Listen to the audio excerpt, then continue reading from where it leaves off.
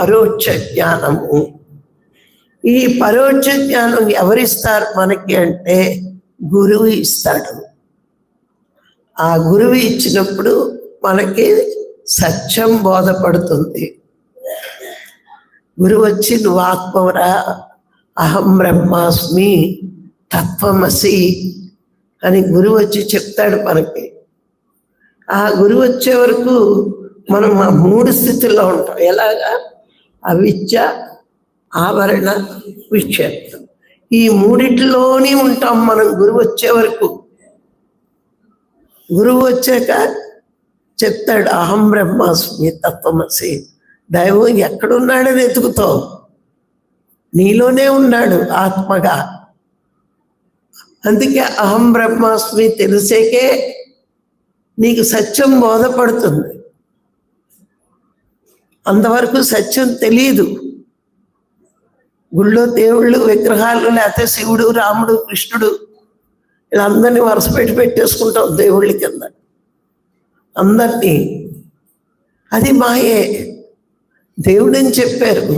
కానీ అది పత్రికారు వచ్చే వరకు జీవుడిగా పుట్టి దేవుడిగా ఎదిగిన వాళ్ళు అని మనకి ఆధ్యాత్మికతలోకి వచ్చే కానీ అర్థం లేదు.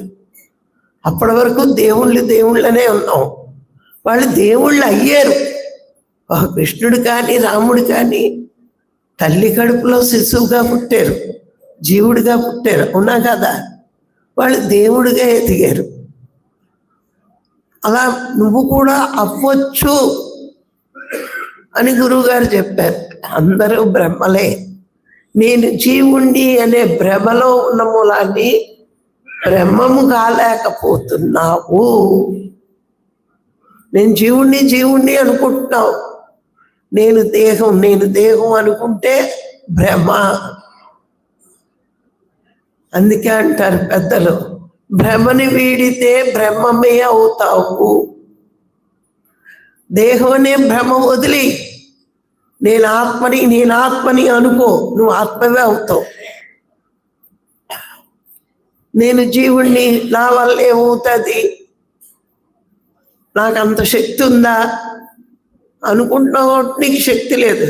నువ్వు ఆత్మ అంటే అనంతమైన శక్తివంతుడు. నేను జీవుణ్ణి అనుకుంటే పరిమిత శక్తివంతుడు. అంతే కదా?